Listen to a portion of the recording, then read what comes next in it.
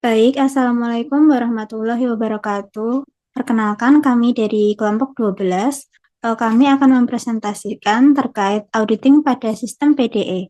Nah, sebelumnya izinkan kami untuk memperkenalkan diri terlebih dahulu dengan anggota kelompok. Yang pertama itu ada Hieronymus Stephen P. dan juga ada Verika Cika Desviana, Desi Aryani, dan juga saya sendiri Ikhtiara Anggita Intan. Next. Next.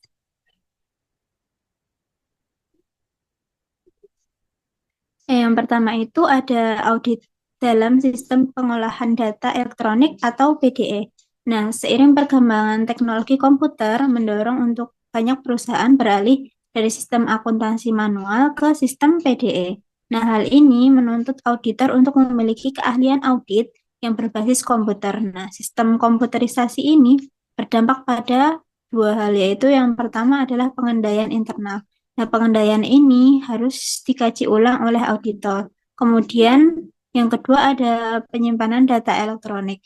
Nah, penyimpanan ini membuka peluang audit untuk basis komputer. Kemudian, meski konsep audit antara sistem manual dan PDE tidak berbeda, metode pelaksanaannya itu perlu disesuaikan agar audit tetap sesuai dengan standar dan relevan terhadap teknologi yang digunakan klien. Next. Baik untuk slide yang selanjutnya ada komponen sistem PDE. Nah, komponen sistem PDE itu terdiri dari empat komponen. Yang pertama ada perangkat keras atau hardware komputer. Yang kedua ada perangkat lunak atau software komputer. Yang ketiga ada metode pengorganisasian data. Dan yang terakhir ada metode pemrosesan data. Next.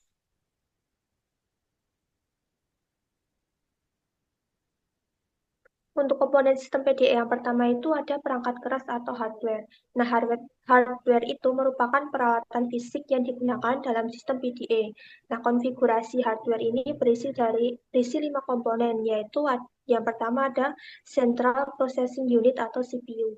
Nah, CPU itu berfungsi sebagai otak komputer yang memproses semua instruksi dari perangkat lunak dan perangkat keras. Nah, CPU itu menjalankan operasi seperti operasi logika, aritmatika, serta mengendalikan aliran data antar komponen.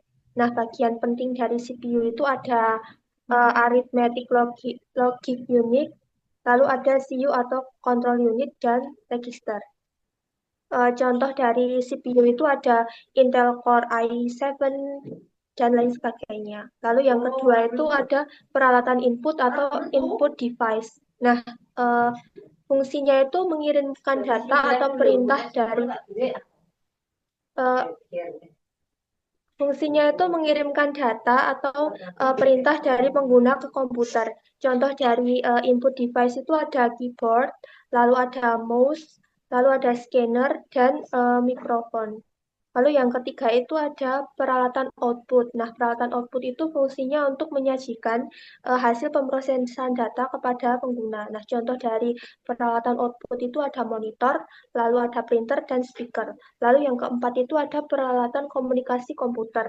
Nah, fungsi dari peralatan komunikasi komputer itu yaitu menghubungkan komputer dengan perangkat lain melalui jaringan untuk bertukar data.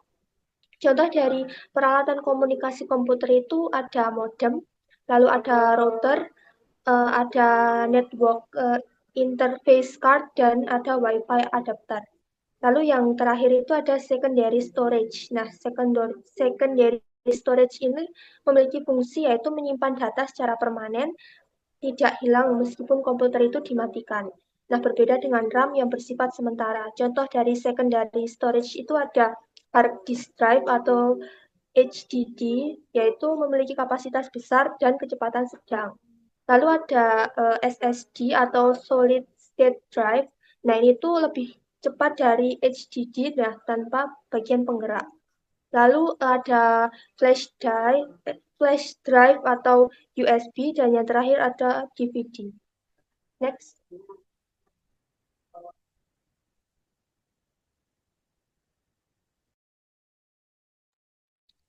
Baik, selanjutnya ada perangkat lunak atau software komputer. Nah, perangkat lunak ini merupakan sistem untuk melaksanakan fungsi umum yang harus ada agar komputer itu dapat beroperasi dan mengolah data sebagaimana mestinya. Nah, perangkat lunak ini terdiri atas yang pertama itu ada sistem operasi.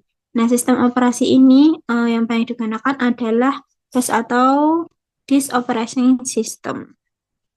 Nah, sistem operasi ini meliputi berbagai instruksi yang tersimpan dalam komputer yang bertugas untuk mengoperasikan komputer termasuk peralatan input, peralatan output, main dan secondary storage. Nah, yang selanjutnya ada program utility atau utility program. Nah, program ini berfungsi untuk melaksanakan tugas-tugas pemasukan, pengeluaran, dan juga pengorganisasian data. Yang ketiga ada compilers dan assemblers yang berfungsi untuk mengubah instruksi yang ada dalam bahasa program menjadi bahasa mesin. Nah, komponen yang keempat itu ada sistem manajemen basis data atau database management system yang digunakan perusahaan untuk mengelola dan memanfaatkan database. Next.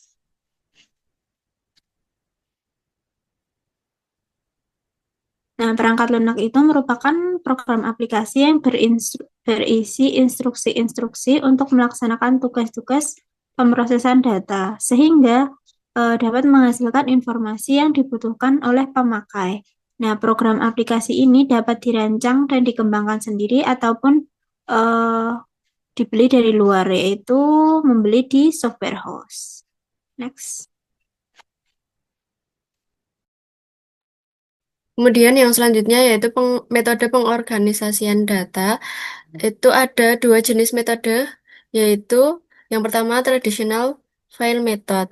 Nah, ciri-ciri dari traditional file method itu yang pertama, file master dan file transaksi itu dipisahkan untuk setiap transaksi akuntansi sesuai dengan siklusnya. Nah, yang kedua yaitu file hanya bisa diakses oleh satu program aplikasi tertentu. Yang ketiga yaitu jika dua aplikasi membutuhkan data yang sama, maka file data itu harus diduplikasi. Next. Nah, di traditional file method itu terdapat tiga permasalahan yang muncul. Yang pertama yaitu penyimpanan data atau data storage. Nah, metode file tradisional itu tidak menyediakan penyimpanan tunggal pada penggunanya. Nah, oleh karena itu metode ini menjadi tidak efisien dan menyebabkan terjadinya duplikasi data. Kemudian untuk permasalahan yang kedua yaitu pembaharuan data atau data updating. Itu ketika data tersebut berada dalam file yang terpisah dan eksklusif. Hal tersebut itu memaksa penggunanya untuk melakukan pembaharuan untuk masing-masing file yang terpisah, sehingga mengakibatkan munculnya biaya tambahan dan duplikasi data. Kemudian untuk permasalahan yang ketiga yaitu informasi terkini atau currency of information. Nah, adanya file yang terpisah dan eksklusif itu dapat menyebabkan masalah tersendiri dalam penggunaan metode ini. Nah, salah satunya itu mengenai status informasi terkini. Nah, ketika informasi baru dimasukkan ke dalam beberapa file, tetapi jika tidak semua file dapat menerima informasi tersebut, itu akibatnya beberapa file tersebut itu menjadi ketinggalan informasi dan berdampak pada kesalahan dalam pengambilan keputusan. Next.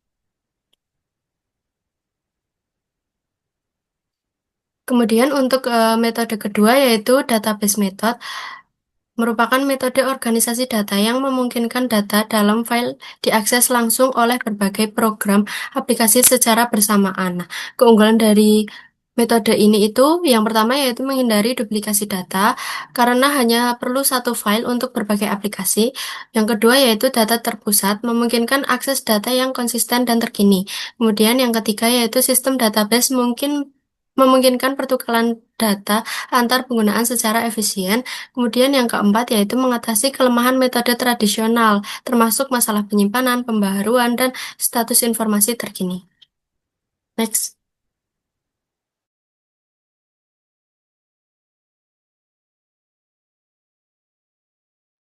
Selanjutnya yaitu pemrosesan data. Yang pertama batch entry processing. Data transaksi yang dikumpulkan dalam suatu batch atau kelompok. Setelah itu data yang dimasukkan ke dalam kelompok tersebut dimasukkan lagi ke dalam komputer untuk proses bersama-sama. masukan data tersebut dilakukan pada saat-saat tertentu, yaitu terdapat dua jenis pengolahan data. Yang pertama, data diproses secara urut seperti urutan dalam file. Pada cara ini, transaksi yang terjadi perlu disortir ke dalam urutan yang sesuai dengan urutan data dalam file. Sesudah penyortiran tersebut, pengolahan data dapat dilaksanakan. Dan kedua, data diproses secara urut seperti urutan transaksi yang terjadi. Pada cara ini, transaksi yang terjadi tidak perlu disortir terlebih dahulu karena transaksi yang ada akan diproses sesuai urutan transaksi.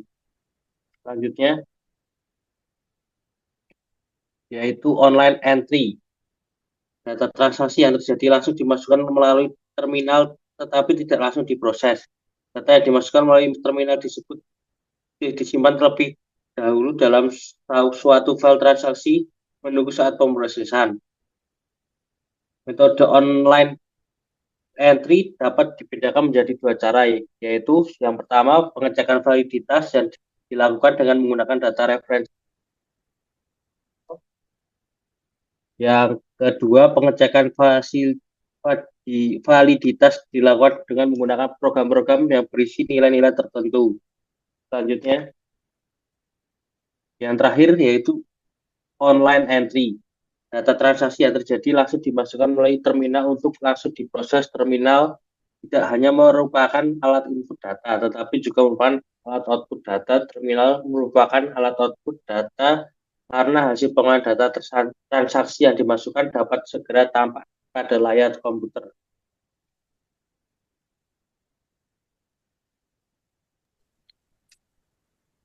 Baik, sekian presentasi dari kelompok kami. Mohon maaf bila ada kesalahan. Sekian, wassalamualaikum warahmatullahi wabarakatuh.